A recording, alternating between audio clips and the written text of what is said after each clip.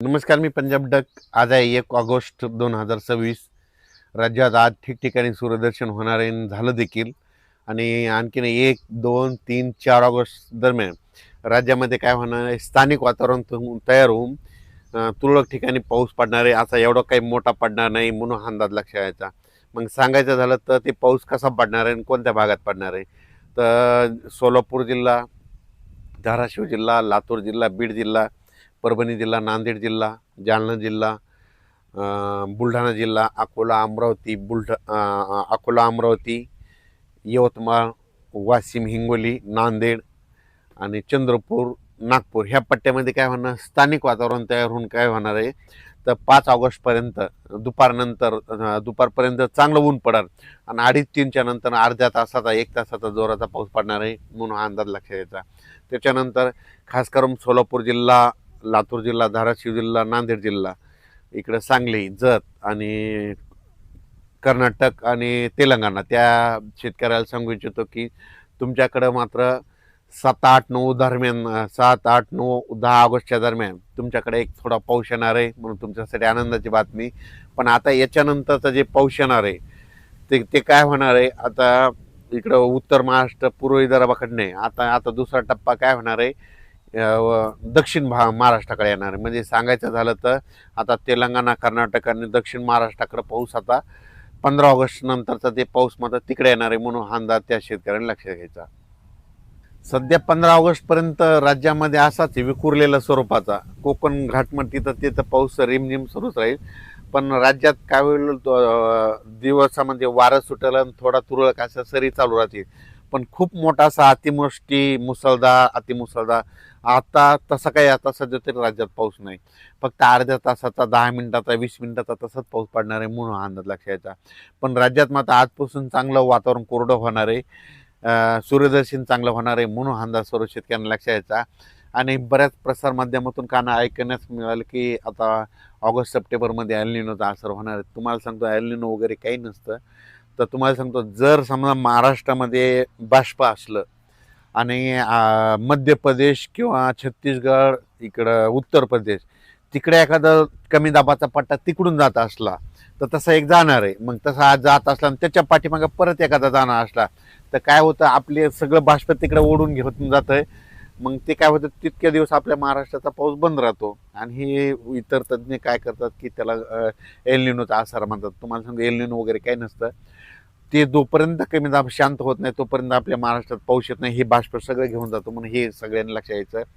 तर सप्टेंबर ऑक्टोबरमध्ये मात्र परतीचा पाऊस परत धुमाकूळ घालणार आहे म्हणून हा अंदाज लक्षात यायचा. आणि विशेष म्हणजे सोलापूर जिल्हा, लातूर जिल्हा, बीड जिल्हा, धाराशिव जिल्हा आणि इकडं नांदेड जिल्हा आणि सांगली, सातारा, बारामती, पंढरपूर त्या परिसरामध्ये पाऊस कमी झालेला आहे. त्या शेतकऱ्याला सांगू इच्छितो, डाळिंब शेतकरी असतील तर तुम्ही काही घाबरू नका. कारण की तुमच्याकडं मात्र आता 15 ऑगस्टच्या नंतर सप्टेंबर ऑक्टोबरमध्ये मात्र तुमच्याकडं खूप पाऊस पडणार आहे. जसं इकडं उत्तर महाराष्ट्र, नागपूरकडे, इकडं विदर्भ, मराठवाड्यात पाऊस पडला तसा आता तुमचा नंबर म्हणजे 15 ऑगस्ट नंतर आणि सप्टेंबर ऑक्टोबरमध्ये तुम्हाला पडणार आहे. तुमच्या देखील विहिरीला, नाल्याला पाणी येणार आहे. तळे देखील तुमच्या इकडले जे छोटे छोटे तलाव आहेत ते देखील भरणार आहेत म्हणून त्यांच्यासाठी आनंदाची बातमी. आणि लातूरचं जे मांजरा धरण आहे तर त्याच्यात देखील पाणी येणार आहे म्हणून त्यांच्यासाठी आनंदाची बातमी. पण त्यांना पाणी येण्यासाठी तुम्हाला सांगतो 15 ऑगस्टच्या नंतर तिकडल्या याच्यात थोडं पाणी येईल. पण त्याच्यानंतर सप्टेंबर ऑक्टोबर मात्र मांजरा धरण देखील भरण्याच्या मार्गावर आहे म्हणून हे देखील त्यांनी लक्षात घ्यायचं. त्या महाराष्ट्रामध्ये काय झालं, काही काही ठिकाणी अतिमुसळधार पाऊस झाला, मुसळधार झाला, अतिवृष्टी झाली. काही जणांची शेतं खरडून गेले, वाहून गेले, पाणी साचलं. तर माझं म्हणणं आहे, त्या शेतकऱ्यांनी ज्यांचे घरं पडझड झाली त्यांनी काय करायचं, तुमच्या इथले ते ग्रामसेवक, तलाठी त्यांना भेटून त्यांच्याकडून पंचनामे करून घेऊन शासनानं देखील मदत करण्यासाठी भाग पाडावे म्हणून हे तुम्ही तुमचं करू शकता. कारण की तुम्ही त्यांना कळवा आमचं असं झालं, त्यांना वाटल्यास त्यांना प्रॅक्टिस तिथं आणून दाखवा ही अशी पडझड झाली, शेतं वाहून गेले म्हणून हे तुमचं काम आहे म्हणून हे लक्षात घ्यायचं. तुम्ही जर नाही जागितलं तर त्यांना काही कळू शकत नाही म्हणून तुम्ही स्वतःहून त्यांना जाऊन सांगावे. तेच महाराष्ट्राचं जे कोयना धरण आहे ते देखील भरलं आहे, त्याचं देखील पाणी सोडलं. त्याच्यानंतर इकडं गिरणा पट्ट्यातले धरणं धरले, बुलढाण्याकडले भरले आणि जायकवाडी धरण आहे ते मराठवाड्याचे ताण भागवणार 77% झालं. आज ती जवळपास त्याची पण आवक चालूच आहे. तर ते आज मात्र उद्या त्याला मात्र 80% होणार आहे. आणि आज म्हणजे ह्या 15 ऑगस्टपर्यंत मात्र 10 ते 15 ऑगस्टपर्यंत 90% ते भरणार आहे म्हणून हे लक्षात यायचं.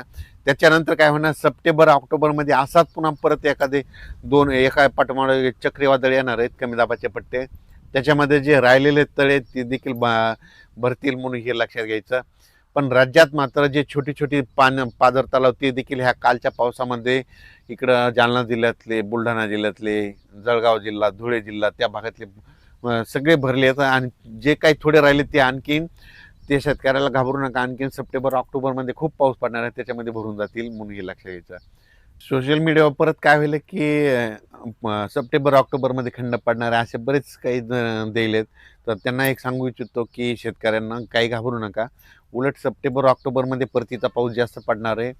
म्हणून परतीचा पाऊस हे निर्णायक असतो माहिती आहे का, त्याच्यावर रब्बी आणि खरीप दोन्ही येतं. म्हणून परतीचा पाऊस धुमाकूळ घालणार आहे म्हणून शेतकऱ्यांना लक्षात घ्यायचं. खंड वगैरे काय पडणार नाही. फक्त काय असतं की मी म्हटलं ना, एका पाठोपाठ 2 चक्रीवादळ जर दुसऱ्या राज्यात झाले तर तोपर्यंत आपलं 10-20 दिवस आपलं पाऊस बंद होतं, एवढं लक्षात घ्यायचं. पण तितक्यामध्ये शेतकऱ्याचे कामे देखील आटपून जातात म्हणून हे लक्षात घ्यायचं. अचानक वातावरण बदल झालं तर परत एक मेसेज दिला जाईल. धन्यवाद.